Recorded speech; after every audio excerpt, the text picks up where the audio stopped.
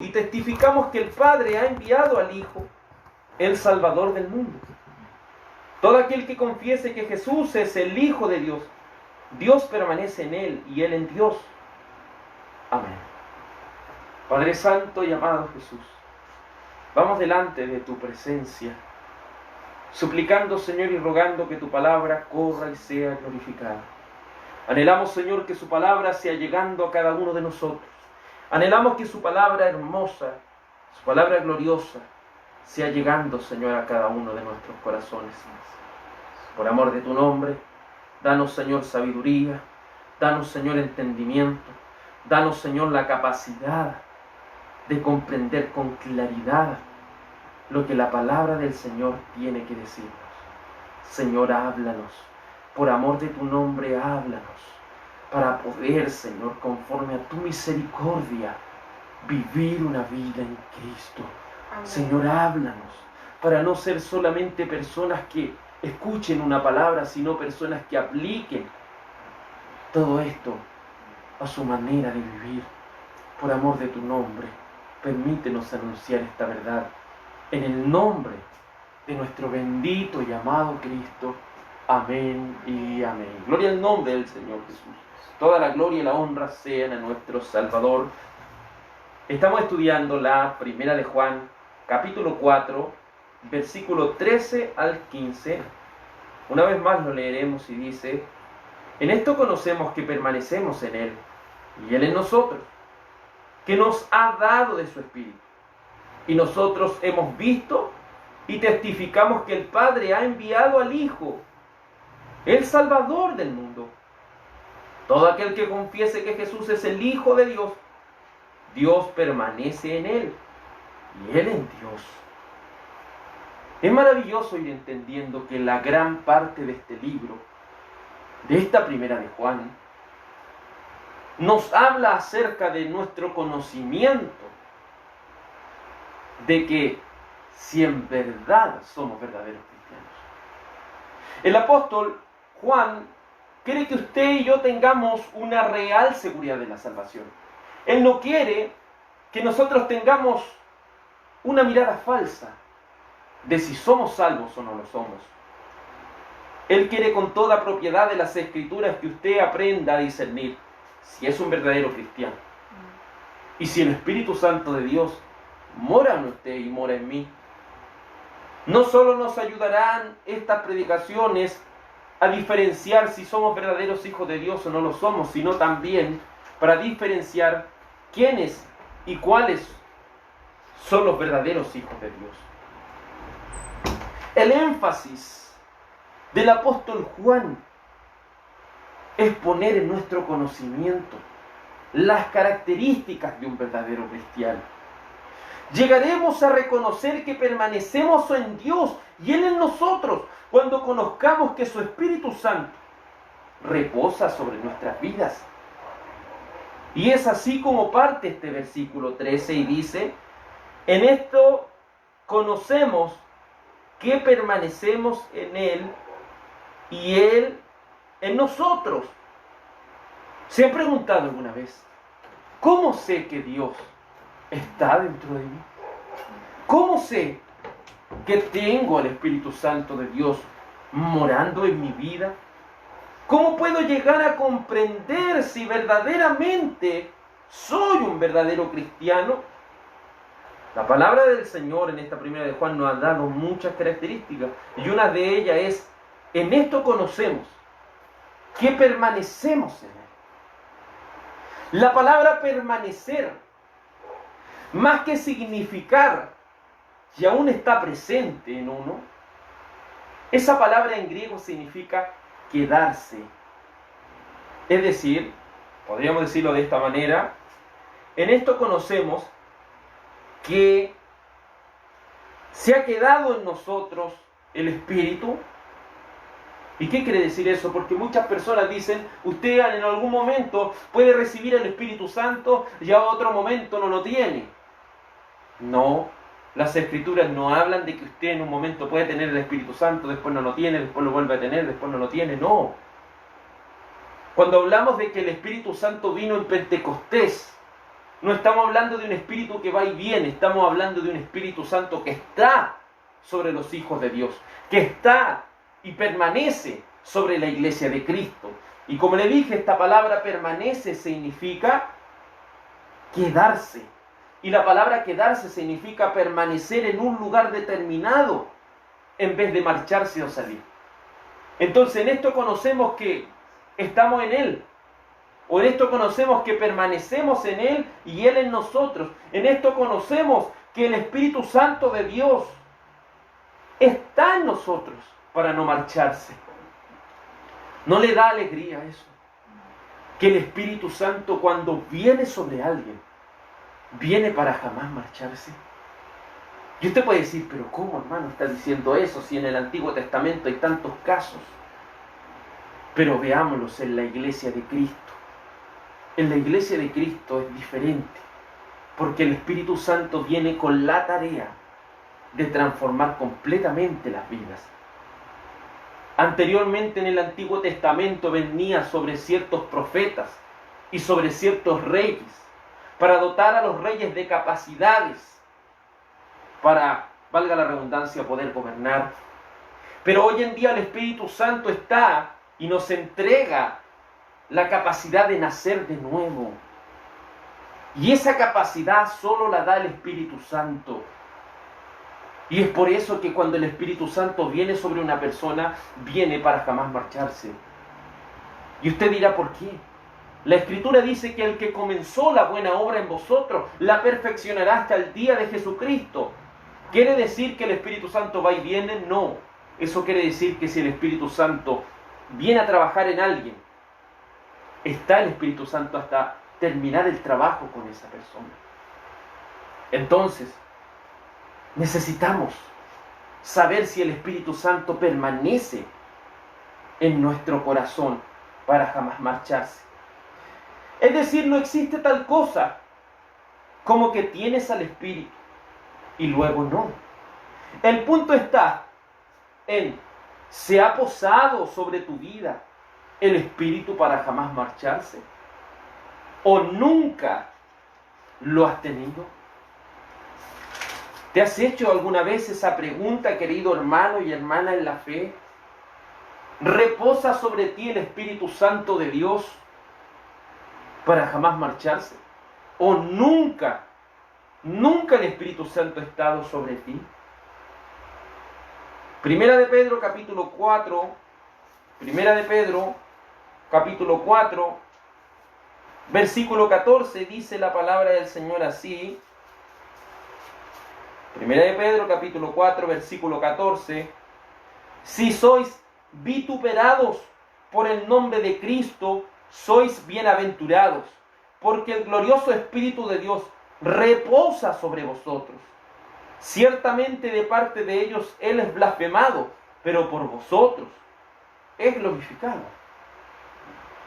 El Espíritu Santo de Dios reposa, y esta palabra reposa no significa solo descansar. Esta palabra también denota el posar. Como una mariposa se posa sobre una flor, así el Espíritu Santo se posa en el corazón del hombre para transformarlo.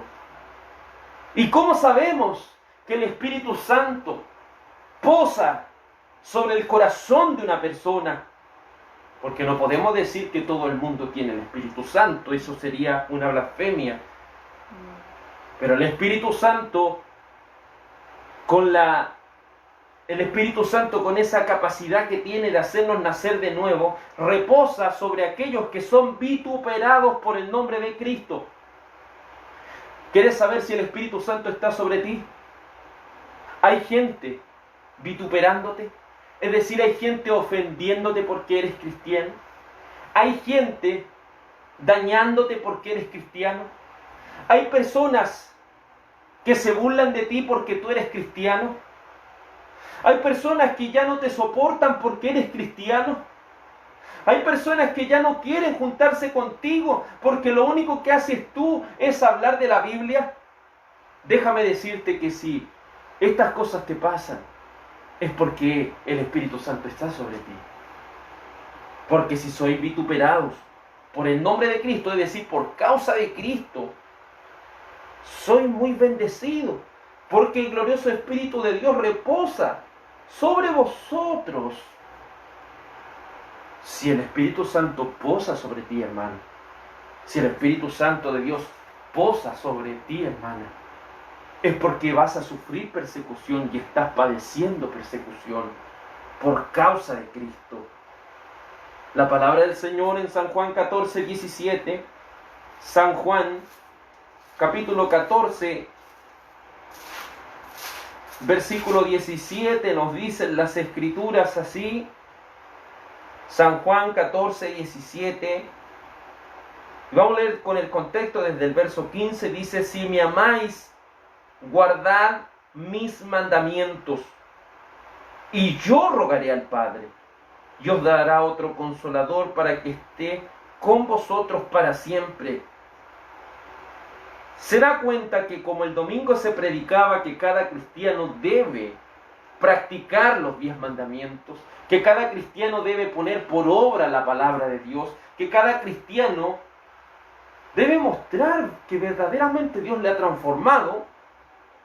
La Escritura nos muestra aquí: si ustedes me aman, ¿qué van a hacer? Van a guardar mis mandamientos. Pero para aquellos que contemplan los mandamientos de Dios, se van a dar cuenta que es imposible cumplirlos, ¿cierto? Es imposible cumplirlos. Por eso dice aquí: y yo, verso 16, y yo rogaré al Padre, y os dará otro consolador. Esta palabra consolador es la palabra paracletos, que significa el que va a nuestro lado. Es decir, si ustedes me aman van a guardar mis mandamientos, pero tú dirás: es imposible, Señor, que yo los guarde por completo. Pero ahí el Señor dice: pero yo rogaré al Padre para que les envíe aquel que los va a ayudar. ¿Y quién les va a ayudar? El Espíritu Santo. Y dice que aquí el Espíritu Santo va a estar un momento y se va a ir. Mire lo que dice la Escritura: para que esté con vosotros para siempre. Entonces el Espíritu Santo está con alguien para siempre. Verso 17. El Espíritu de verdad, el cual el mundo no puede recibir, porque no le ve ni le conoce, pero vosotros le conocéis porque mora con vosotros y estará en vosotros. En segundo lugar, el Espíritu Santo no mora sobre las personas de esta tierra en el sentido de nuevo nacimiento. Porque el Espíritu Santo, muchas veces las personas creen que la única tarea que tiene el Espíritu Santo es transformar vidas. El Espíritu Santo es tan grande que tiene muchos trabajos. El Espíritu Santo es el encargado de mover esta tierra. El Espíritu Santo es el encargado de darle vida natural tanto a personas como a animales. El Espíritu Santo tiene esa capacidad de darle vida a todas las cosas que hay en esta tierra. Pero hablando de salvación, el Espíritu Santo también tiene la capacidad de no solo dar vida natural a las personas, sino de dar una nueva vida y una transformación en el corazón de las personas. Y a eso nos referimos con que el Espíritu Santo no lo puede recibir el mundo. No lo puede recibir el mundo. El Espíritu Santo es solo para los escogidos de Dios. El Espíritu Santo en la regeneración es solo para los escogidos de Dios. Y aquí el Señor les dice: y el Espíritu de verdad, el cual el mundo no puede recibir. Y la palabra poder significa no querer o no querer. Significa tiene la capacidad o no tiene la capacidad. Por eso no debemos confundir entre querer o no querer y poder o no poder. Querer o no querer es algo que está bajo la decisión humana. Pero poder o no poder es tener la capacidad de hacer algo o no tener la capacidad de hacerlo. Entonces aquí dice que el mundo no tiene la capacidad de tener al Espíritu Santo en su vida. Luego dice la Escritura: porque no le ve ni le conoce. No ve. Recuerden lo que en San Juan capítulo 3 el Señor le dijo a Nicodemo: El que no naciere, como decía el día domingo, el que no naciere de nuevo no puede ver el reino de Dios. No lo puede ver. No puede conocer a Dios. No tiene esa capacidad, según el libro de Romanos capítulo 3. No tiene la capacidad del ser humano de servir por sí mismo a Dios. Pero dice la Escritura, pero vosotros le conocéis, porque mora con vosotros y estará en vosotros. Ustedes, a diferencia del mundo, tienen la capacidad. Pero ojo, no es porque siempre la han tenido, sino porque el Espíritu Santo se la ha dado. Por eso dice la Escritura, pero vosotros le conocéis. ¿Y por qué le conocemos? Porque mora con nosotros. Porque el Espíritu Santo está morando en tu corazón. Porque el Espíritu Santo está morando dentro de tu cuerpo, no ignorando lo que la primera de Corintios nos dice, que el cuerpo es templo del Espíritu Santo. Porque mora con vosotros, y dice, y estará en vosotros. Aquel que va a nuestro lado, aquel que nos ayuda en nuestras debilidades, no solo estará al lado de nosotros, dice, sino que estará en nosotros. No solo irá a nuestro lado, sino que Él estará dentro de nosotros. Por eso en el siguiente verso 18 dice, no los dejaré huérfanos, vendré a vosotros. La iglesia no es una iglesia huérfana, porque la iglesia está custodiada por el Espíritu Santo de Dios. ¿Dónde está el Espíritu Santo de Dios? Muchos se preguntan. En la iglesia. Pero la iglesia no son las cuatro paredes que la gente le llama. La iglesia son aquellas personas que componen el cuerpo de Cristo. Siguiendo con esto, el libro de Romanos, capítulo 8. Romanos capítulo 8. Romanos capítulo 8, versículo 9. Las Escrituras nos muestran de esta manera tajante.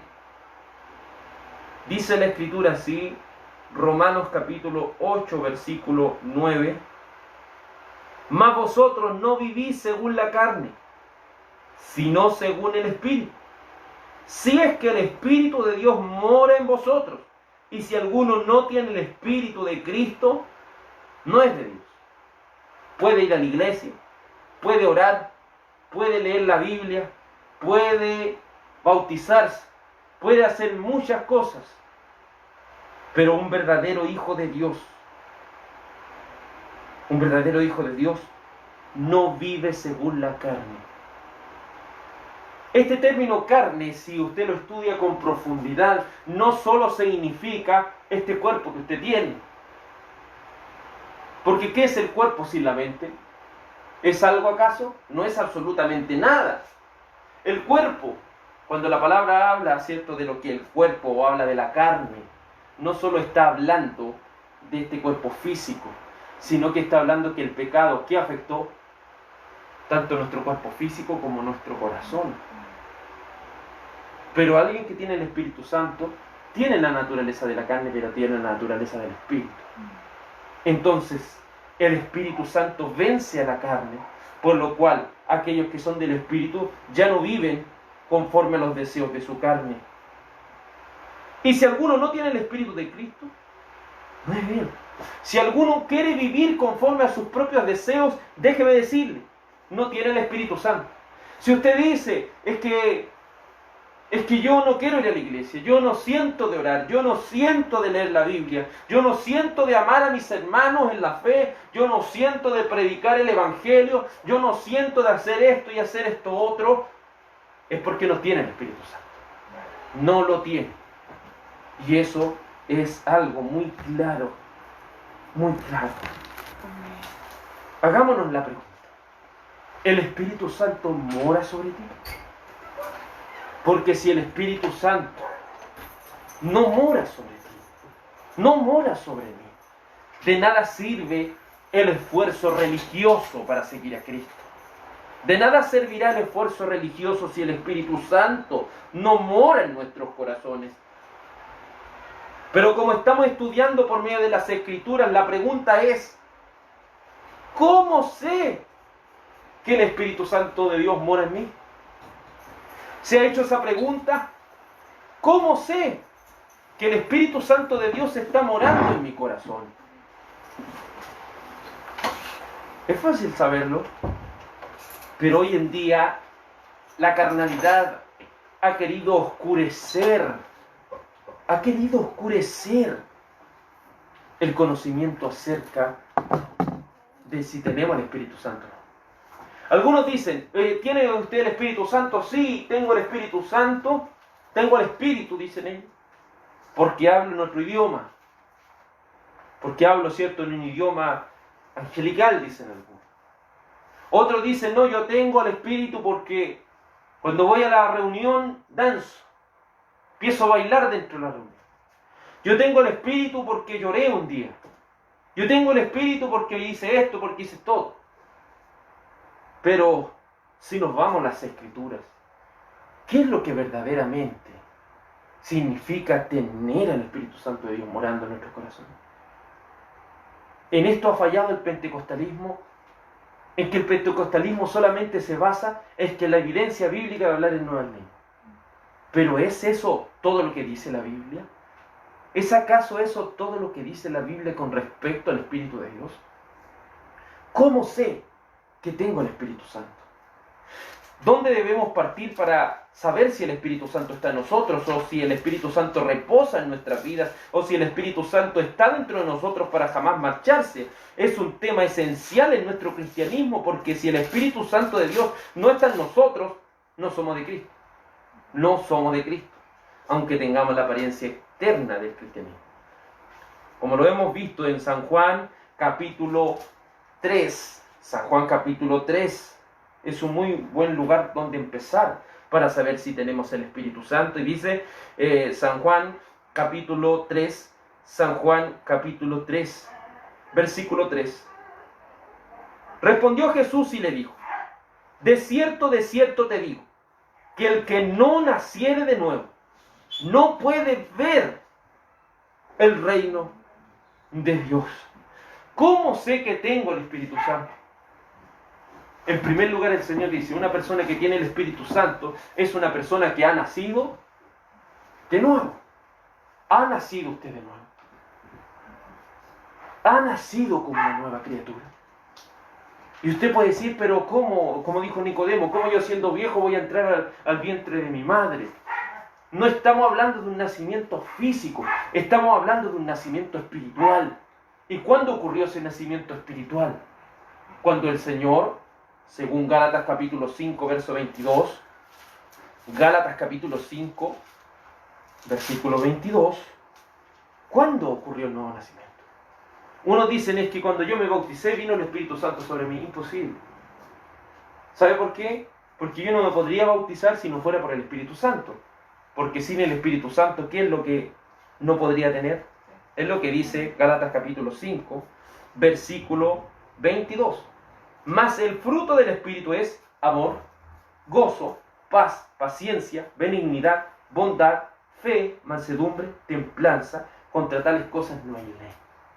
Una persona que ha nacido de nuevo tiene amor por las cosas del Señor, tiene esa alegría por las cosas del Señor, tiene esa paz para con Dios, tiene esa paciencia para esperar las promesas de Dios, tiene esa benignidad, eso que lo impulsa a poder, ¿cierto?, poner por obra la palabra de Dios, tiene bondad, es decir, la capacidad de ayudar a otros, y tiene fe.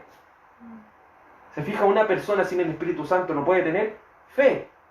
Pero hay gente que dice, bautícese y después va a recibir el Espíritu Santo. No puede ser posible, yo no me puedo bautizar sin fe. Porque sin fe es imposible, ¿qué cosa? Agradar a Dios. Por eso, ¿cómo sé que tengo el Espíritu Santo? Tengo el Espíritu Santo porque nací de nuevo. ¿Y cómo sé que nací de nuevo? Porque tengo el fruto del Espíritu Santo. Tengo fe en Cristo.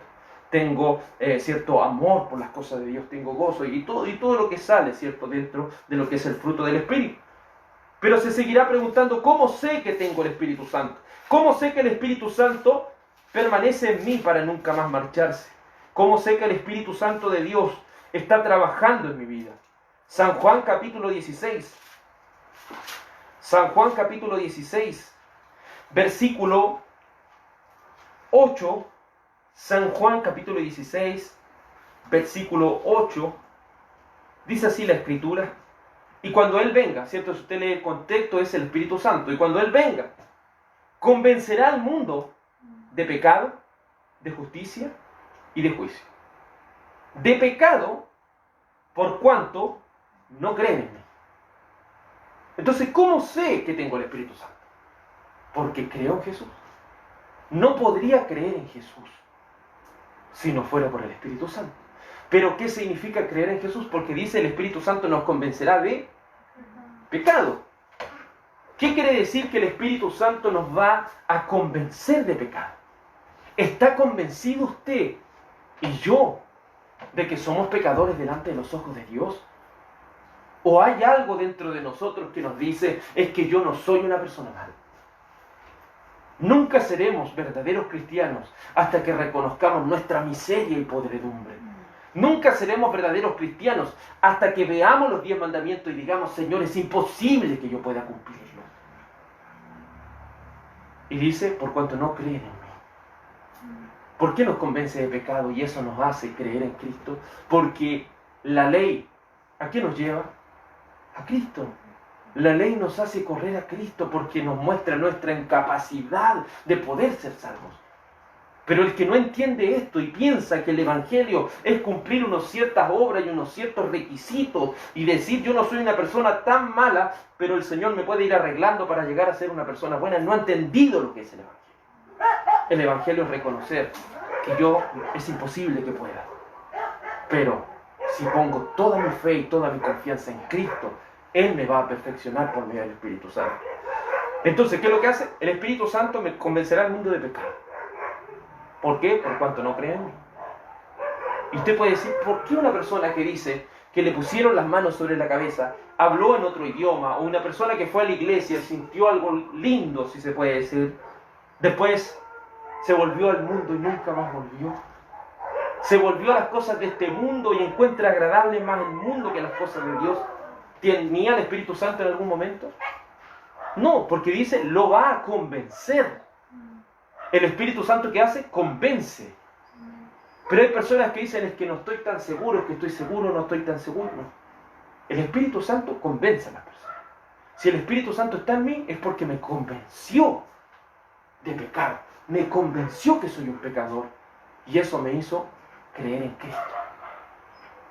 Por eso la conversión del cristiano, ¿cuándo ocurre? ¿Cuándo nos bautizamos? No.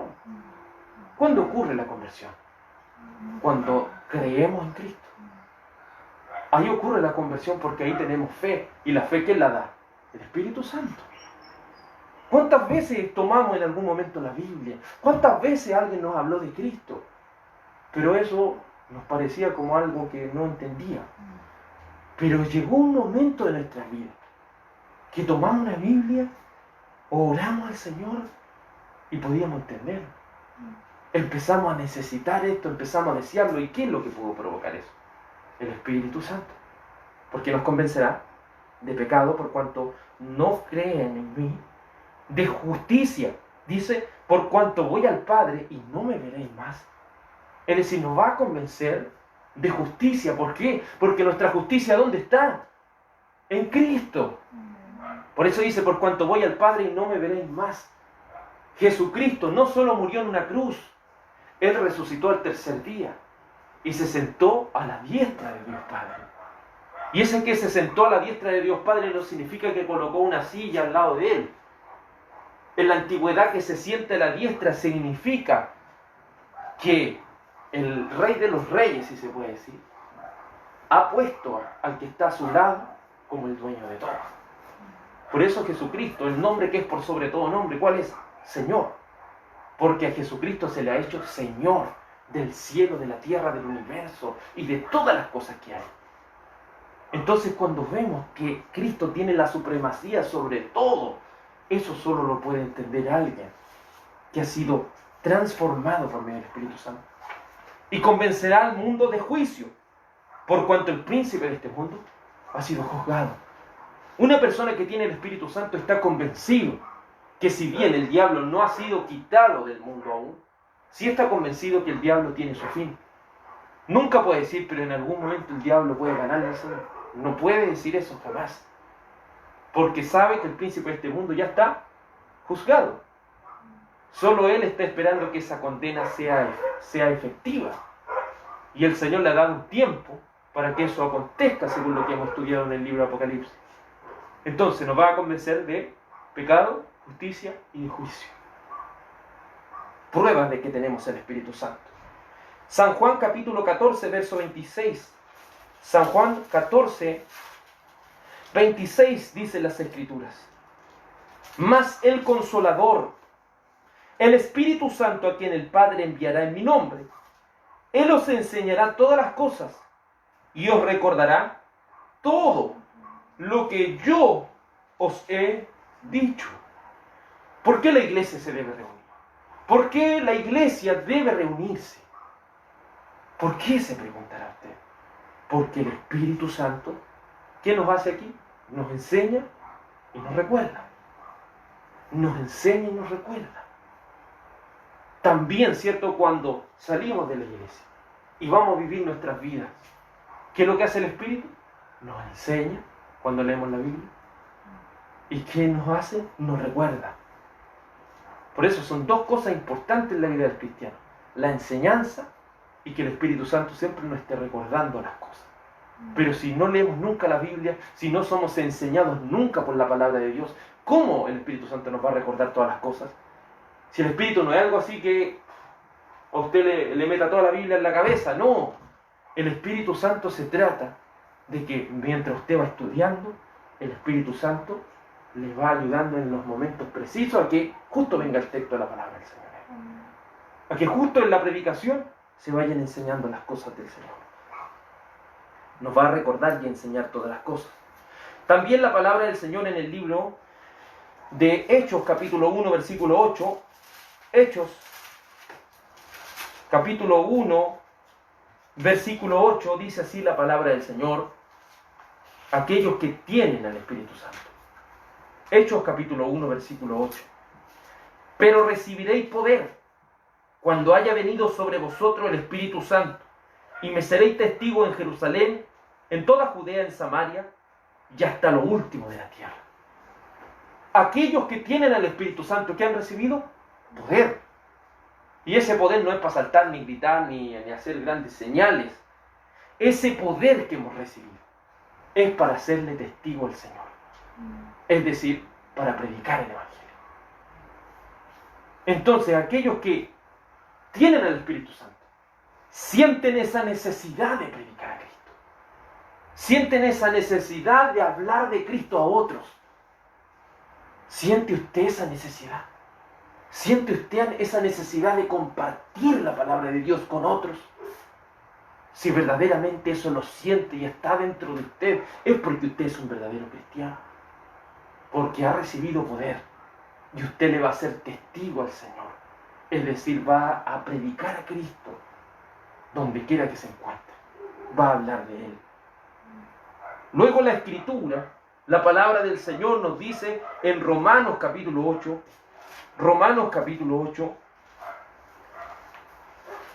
evidencias de un verdadero cristiano, o cómo sé que el Espíritu Santo está dentro de mí.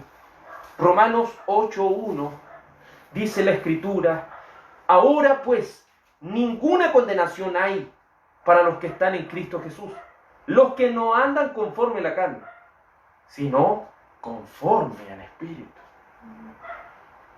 Aquellos que tienen al Espíritu Santo no andan conforme a la carne. ¿Y usted qué quiere decir eso? Recuerde que cuando el hombre y la mujer pecaron delante de los ojos de Dios en el huerto de Edén, nació lo que se conoce como el pecado original. Y el pecado original no significa, ¿cierto?, que comieron una fruta y ahí pecaron. No, significa que el pecado afectó nuestra raíz. La raíz del ser humano está contaminada con el pecado. Por lo cual cada niño que nace no es un niño inocente, es un pecador. Cada niño que nace sobre esta tierra nace siendo un pecador. Pero usted dirá, ¿cómo? ¿Cómo David se atreve a decir que en pecado lo concibió su madre? Es decir, desde que el espermio, ¿cierto?, atravesó el óvulo y ocurrió aquella concepción, él se había transformado en un pecador. Y usted puede decir, pero si un niño cuando nace, no nace pecando. Pero a medida que va creciendo, va demostrando que es un porfiado, va demostrando que es un insolente, va demostrando que alguien que siempre que usted le dice, no haga esto, lo quiere hacer. Eso se lo enseñó los compañeros, eso se lo enseñó el mundo, se lo enseñó un tío, un papá. ¿Quién se lo enseñó? Nadie. Porque el pecado ha afectado la raíz de ese ser humano. Entonces entendemos con eso que una persona que no tiene el Espíritu Santo, ¿qué hace? Vive conforme al mundo. Por eso usted puede ver que las personas de este mundo viven despreocupadas de las cosas de Dios. Pero alguien que tiene el Espíritu Santo es alguien que va a vivir su vida conforme al Espíritu Santo. Va a vivir su vida conforme a la palabra de Dios y no conforme a los deseos de su carne. Es una prueba y una evidencia de que el Espíritu Santo está sobre usted.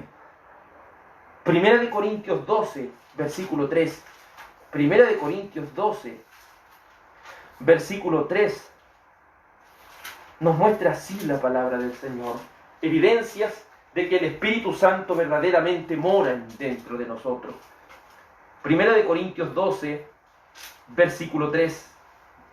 Por tanto os hago saber que nadie que hable por el Espíritu de Dios llama anatema a Jesús. Y nadie puede llamar a Jesús Señor, sino por el Espíritu Santo. Recuerde que llamar a Jesús Señor no significa, no nos imaginemos que usted no va a poder decir Señor, cualquier persona puede decir Señor. Incluso cuando usted empieza a hablar con la gente de Cristo o pasa mucho tiempo con la gente, hasta ellos se les pega, dice, ¿cómo está? Bien, gracias al Señor, dicen ellos. Aunque no sean cristianos, después de tanto que uno conversan a lo mejor con uno o escuchan que uno siempre se refiere, ellos también dicen, gracias al Señor. ¿Pero quiere decir eso que tienen el Espíritu Santo? No. Estamos hablando de llamar Señor. Cuando usted llamaba a alguien Señor, usted estaba diciendo, yo soy tu esclavo y tú eres mi amo. Es decir, nadie que no tenga el Espíritu Santo va a recibir el señorío de Cristo. De eso se trata predicar el Evangelio. No es solo ofrecer un Salvador, no es solo decir que eres un Salvador, cualquier persona lo quiere, aunque no lo necesite, aunque no lo crea necesario, quiere un Salvador. Pero quiere un Señor, quiere ser esclavo de Cristo. Por eso cuando prediquemos el mensaje del Evangelio, debemos culminar con esta pregunta tan importante. ¿Quieres entregarle tu vida a Cristo? ¿Quieres que Cristo te gobierne? ¿Quieres ser un esclavo de Jesucristo? ¿Quieres ser alguien de quien Cristo se enseñoree de ti? Y ahí la gente, ¿qué le va a decir? Inmediatamente, no le va a salir con rodeo, no, pero es que yo quiero servir a Dios a mi manera, no. Ahí ya nos confrontó usted con el Evangelio.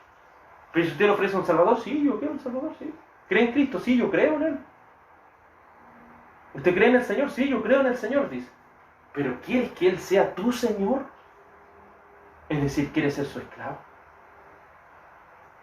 Es así, hermano. Por eso nadie puede llamar a Cristo Señor si no es por el Espíritu Santo. Ninguno puede seguir el señorío de Cristo si no fuera por el Espíritu Santo. Por eso somos llamados a predicar el Evangelio. Porque cuando una persona sea llevada por el Espíritu Santo del Señor a la transformación, verdaderamente va a decir, voy a seguir a Cristo como mi Señor. Voy a entregar mi corazón a Cristo y lo voy a hacer el Señor de mi vida. O no necesariamente se lo va a decir, pero cuando tenga ese encuentro con la palabra de Dios, se va a ver tan movido a hacer su voluntad que no va a poder resistirse a hacer la voluntad de nuestro Salvador. La palabra del Señor dice en el libro de Isaías 59, verso 21. Isaías 59, verso 21. ¿Cómo sé que tengo el Espíritu Santo? Isaías 59, versículo 1. Isaías 59, verso 21. Dice así la palabra de Dios. Y este será mi pacto con ellos, dijo Jehová. El Espíritu mío, ¿cierto? El Espíritu está con E mayúscula, por lo cual es el Espíritu Santo, dice. Verso 21, el Espíritu mío que está sobre ti y mis palabras que puse en tu boca no faltarán de tu boca, ni de la boca de tus hijos, ni de la boca de los hijos de tus hijos, dijo Jehová, desde ahora y para siempre. Quiere decir que si usted tiene hijos, todos van a seguir al Señor. No está queriendo decir eso. Lo que está queriendo decir aquí es que cada hijo del Señor, ¿qué va a tener en su boca? La palabra. La palabra va a ser algo abundante en su boca. La palabra del Señor va a ser algo que esta persona, ¿cierto?, no pueda dejar de hablar de Cristo. No puede dejar de hablar de Cristo. Y obviamente es algo tan lógico. Nunca vamos a poder hablar del verdadero Cristo hasta que no leamos qué cosa la Biblia. Si no leemos la Biblia nunca vamos a estar predicando a Cristo. Pero cuando leemos la Biblia y vamos aprendiendo de esto y nos vamos llenando de esta palabra del Señor, no podemos dejar de hablar de Cristo. No podemos. Es nuestro tema más importante, nuestro tema central. Y cada vez que damos una opinión de una cosa que va saliendo en la vida real, que va saliendo en las noticias, que va saliendo en las cosas, nuestra opinión es de acuerdo a lo que diría Cristo. Por decir, cuando murió este joven, ¿qué diría Cristo en ese momento? No sé si le pasó a usted, pero a mí el tiro se me vino un texto en la palabra del Señor.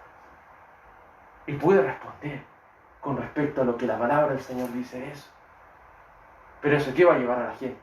A que quiera uno matarlo. ¿Se acuerda cuando estudiamos, cuando recién empezó esto de la crisis social y todo eso? ¿Qué decía? ¿Que podíamos ir contra la ley y faltarle el respeto? No, dice, no en vano lleva la espada. ¿O usted cree que el carabinero lleva la pistola por llevarla? No, porque tiene que llevarla por si acaso. No, si uno le falta el respeto a la autoridad y si uno quiere abalanzarse contra la autoridad, ¿qué estamos haciendo ahí? Y la autoridad, ¿qué es lo que representa? Lo que Dios ha establecido. Entonces, cuando vamos y hablamos estas cosas, no podemos quedarnos callados, hermano. Cuando estaban hablando de la homosexualidad, cuando están hablando del lesbianismo, cuando están hablando del aborto, cuando están hablando de todas estas cosas, podemos quedarnos callados, ¿cierto? Como que los textos empiezan a abundar en nuestra mente y no podemos quedarnos callados.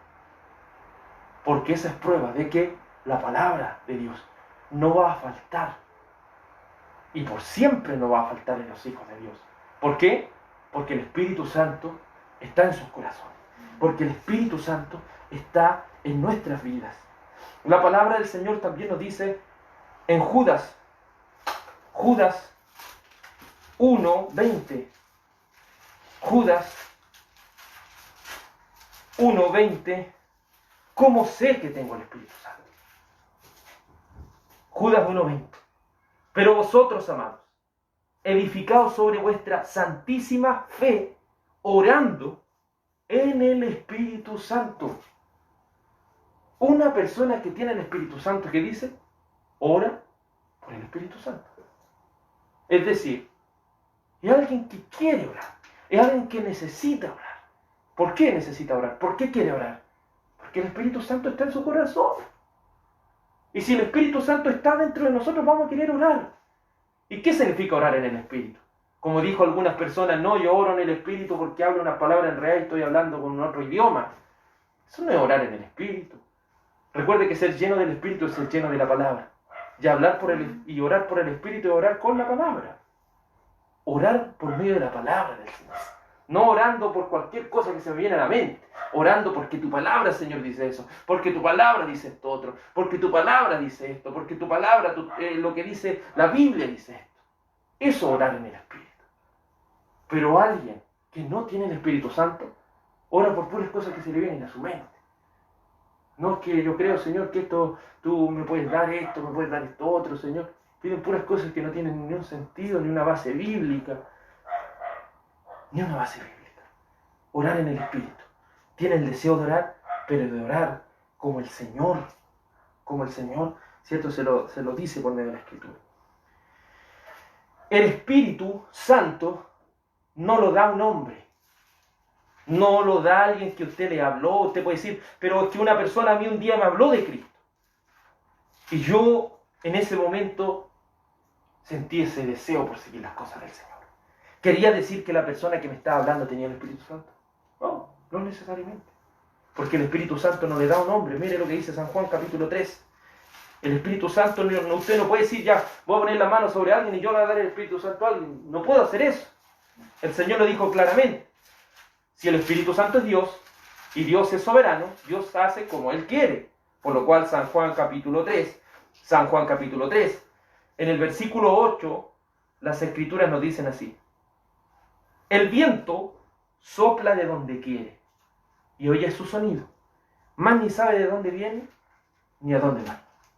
Así es todo aquel que ha nacido del Espíritu.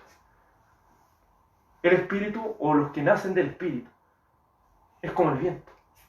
El Espíritu Santo es soberano igual que el viento. Usted no sabe de dónde viene ni a dónde va. Usted no sabe cómo llegó a su corazón. Usted no sabe cómo fue esto. Pero sí algo sabe, es que no una persona le infundió el Espíritu, sino que fue Dios mismo, que en ese momento utilizó las palabras de alguien para, las palabras obviamente de Dios, para que Él entrara a nuestro corazón y nos hiciera nacer de nuevo. ¿Se fija? El Espíritu es como el viento. No sabe de dónde viene ni de dónde va. Solamente nace la persona por la voluntad de Dios. No puede ser motivado por los hombres, no puede ser motivado por las campañas evangelísticas o por cuánto usted esté orando por una persona. Orar por una persona es importante, pero quien da el Espíritu Santo es Dios y Él es soberano. Él no actúa bajo nuestros requisitos ni imposiciones, sino bajo su propia voluntad. Volvamos a la primera de Juan, capítulo 3, versículo 13, y dice, en esto conocemos que permanecemos en Él, y Él en nosotros, en que nos ha dado de su Espíritu. ¿Quiere un hermano, una persona o alguien que le habló? No. El Señor es el que nos ha dado de su Espíritu. De nosotros es predicar la palabra de Dios, pero quien da el Espíritu es el Señor. ¿Queda claro, cierto, esa parte? Amén. Dice el verso 14, y nosotros hemos visto y testificamos que el Padre ha enviado al Hijo, el Salvador del mundo. De manera muy clara y evidente aquí, el apóstol no está hablando palabras del aire. Él está diciendo, y nosotros hemos visto. Si les predica el Evangelio el apóstol Juan de esta manera, es porque él no lo imaginó, él no soñó, es un día, él un día no tuvo una visión de estas cosas, él lo vio. Por eso cuando estudiamos Juan 1.1, de la primera de Juan 1.1, ¿qué dice? Lo que era desde el principio, lo que hemos oído, lo que hemos visto con nuestros ojos, lo que hemos contemplado y palparon nuestras manos tocante al verbo de vida. ¿Por qué debemos creerle a Pedro? ¿Por qué debemos creerle a Juan? ¿Por qué debemos creerle a Judas? ¿Por qué debemos creerle a Santiago? ¿Por qué debemos creerle a Lucas, a Marcos, a Mateo? ¿Por qué debemos creerle al apóstol Pablo? ¿Por qué debemos creerle? Porque ellos lo vieron. Ellos lo vieron, ellos lo oyeron, ellos lo palparon. Porque ellos verdaderamente, dice la Escritura, y testificamos. Es decir, afirmamos y declaramos que estas palabras son ciertísimas y veraces. Estas palabras son verdaderas, porque lo hemos visto. Por eso tenemos una fe tan grande en la Biblia. Usted dice, pero es que la Biblia la escribieron los hombres. Obviamente los hombres la escribieron con una mano, pero a la vez ellos fueron inspirados por el Espíritu Santo de Dios. Y a la vez ellos presencialmente vieron estas cosas. Por eso nadie más puede escribir la Biblia. Nadie más puede añadir un libro a la Biblia, un capítulo a la Biblia. Nadie más puede hacerlo. Porque no tenemos inspiración divina. No podemos crear nuevas cosas, nuevos argumentos de la palabra de Dios. Solamente por el Espíritu Santo del Señor, aquellos santos hombres de Dios escribieron esto. Y testificamos. ¿Y qué testifica? Que el Padre ha enviado al Hijo, el Salvador del mundo. Él envió por nuestros pecados a nuestro Señor Jesucristo. Lo hemos estudiado anteriormente, esto es una verdad que va ratificando de los anteriores versículos, los cuales, cierto, nos hacían entender a cada uno de nosotros que el Padre entregó lo que más ama por salvarnos a usted y a mí, personas que no merecemos nada. Lo envió para que usted y yo tengamos vida eterna permanente en Él. Si usted y yo no vamos al infierno, será solamente por Cristo y solo por Cristo. Lo envió para que usted y yo seamos reconciliados para con Dios. Esa reconciliación, recuerde que no podemos predicar el Evangelio y decir, Dios te ama. No podemos decirle eso. ¿Cómo debemos decir? Dios está enojado contigo. Dios está enojado contigo. Y la gente va a retroceder inmediatamente. ¿Pero cómo? ¿Has escuchado los 10 mandamientos? Y ahí usted empieza a decirle los 10 mandamientos. ¿Podrá decirle a aquella persona, yo eso lo he cumplido? Y si una persona le sale por fiel y dice, no, yo lo he cumplido, dígale un ejemplo de lo que los mandamientos significan. Y ahí van a quedar, pero frente a la palabra del Señor. Y van a tener dos opciones. Volverse a su oscuridad o que el Espíritu Santo venga y les dé vida. Por eso el Señor ha hecho una obra tan grande en la cruz del Calvario. Un compañero que le gusta burlarse quizás de las cosas del Señor, o no sé si decirlo burlarse, pero sí le gustan las cosas del oculto, si lo podemos decir. Se sorprendía cuando le hablaba acerca de lo que la Biblia decía, que el Señor en su estado más débil, en el estado de un ser humano, viniendo en la familia más pobre, pudo vencer al diablo en su máximo poder. El Señor en su estado más débil pudo vencer al enemigo. Y no solo eso, sino que el Señor en su estado más débil, aún muriendo, le pudo decir a la muerte, muerte, yo soy tu muerte. Es decir, venció a la muerte, el diablo, a los demonios, a todo, en su estado más débil. No podía creerlo, después fui a dejar un carro, volví ahí, estaba esperando, como diciendo, pero ¿cómo así? Una cosa así. Claro, porque a ellos les mete la gente que es lo que piensa que esto es una lucha entre el bien y el mal y están así. Dios le está ganando, el diablo a veces el diablo está ganando, no es así. Tan así que a la vuelta cuando volví con el carro le dije a esta persona, tan así que el Señor aún ni siquiera se ha levantado de su trono. Él siempre ha mandado ángeles, ha mandado, ¿cierto? Siempre así a estas luchas. Ni siquiera el Señor se ha levantado de su trono. Y el día que Él se levante, ¿qué va a hacer según Apocalipsis 19? Solamente abrir su boca y todos van a ser destrozados en un instante. Es tan poderoso nuestro Dios. Que ellos, ¿qué pueden decir ante eso? Que el enemigo va a poder hacer algo en aquella batalla de Armagedón, nada. Pero ¿qué le hacen creer a la gente por medio de estas películas, cierto, que dicen de Marvel, como dicen esa película de esa última película que hicieron de los Vengadores? Se fija que todos se unen en contra, para luchar en contra de ese alienígena, si lo podemos decir, que viene. ¿Y ese alienígena qué quiere? Hacer un cielo nuevo y una tierra nueva. ¿Y qué dicen ellos? Tienen la oportunidad, una pura oportunidad para ganarle. Y le ganan y lo hacen desaparecer. A ellos les encantaría que Dios desapareciera. ¿Usted cree que esas películas están de más? Ellos lo hacen con su qué. Para ellos les encantaría que el Señor desapareciera.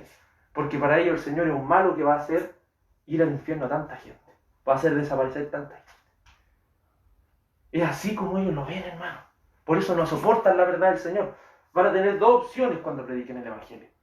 Gente queriendo matarlo, gente queriendo perseguirlo, gente queriendo, cierto, insultarlo, gente que ya no lo va a soportar, o gente que se va a rendir a los pies de Cristo. Solamente dos opciones en nuestra predicación del Evangelio. Todo aquel que confiese que Jesús, dice el verso 15, es el Hijo de Dios, Dios permanece en Él y Él en Dios. Esta no es solo una declaración cristológica, sino también una declaración soteriológica. Es decir, no es solo confesar a Jesús como Dios, que es lo que significa cristología, sino también confesar su salvación. La palabra soteriología significa salvación. No solo debemos confesar a Cristo como Dios, sino también como el Salvador. Como dice el libro de Hechos, capítulo 4, versículo 12. Y en ningún otro hay salvación. No hay salvación en Buda, no hay salvación en Hare Krishna, no hay salvación en los testigos de Jehová, ni en la Iglesia Católica, ni en ninguna persona que se pare a hablar de ciertas cosas. Solamente hay salvación en Cristo y solo en Cristo. Porque en la confesión de Cesarea de Filipo preguntó el Señor Jesucristo: ¿quiénes dicen ustedes que es el Hijo del Hombre? Se levantó Pedro y le dijo: tú eres el Cristo, el Hijo del Dios viviente. Tú no eres un hombre cualquiera, tú eres Dios. Y no eres cualquiera, eres aquel que nos salva. Porque ¿qué dice el libro de Lucas? Nos ha nacido un Salvador. ¿Y quién es ese Salvador? El Cristo. Amén. Que el Señor les bendiga. Vamos a orar a la presencia de Dios. Amado Señor y Dios Todopoderoso, le agradecemos en su misericordia poder comprender la magnitud de lo que esto significa. ¿Cuánta gente, Señor, en ignorancia quiere seguir? ¿Cuánta gente quiere ocultarse en la oscuridad y no querer servir a Dios? Por amor de tu santo y bendito nombre, oh mi Señor, permítanos predicar el Evangelio de todo nuestro corazón. Permítanos, Señor, tener una real certeza de que el Espíritu Santo esté sobre nosotros. Porque las claras evidencias de esto, y con todo lo que leímos, no dijimos todas las evidencias, pero las que dijimos son tan evidentes y claras para ver si verdaderamente Cristo está en nosotros. Te ruego, Señor amado, que el Espíritu Santo venga sobre nuestra vida si no lo tenemos. Si no está, Señor, te suplico, tú eres el único que puede derramar de tu Espíritu Santo y hacer nacer de nuevo a las personas, porque tú eres soberano. Oh, Padre amado, te suplicamos y te rogamos que hagas tu voluntad y que nos des esta valentía para predicar la salvación de Cristo, para predicar que Jesús, el Hijo de Dios, es nuestra salvación. Porque dijo Jesús en San Juan capítulo 14, y nadie viene al Padre sino por mí. La única manera de llegar al cielo es a través de Jesucristo.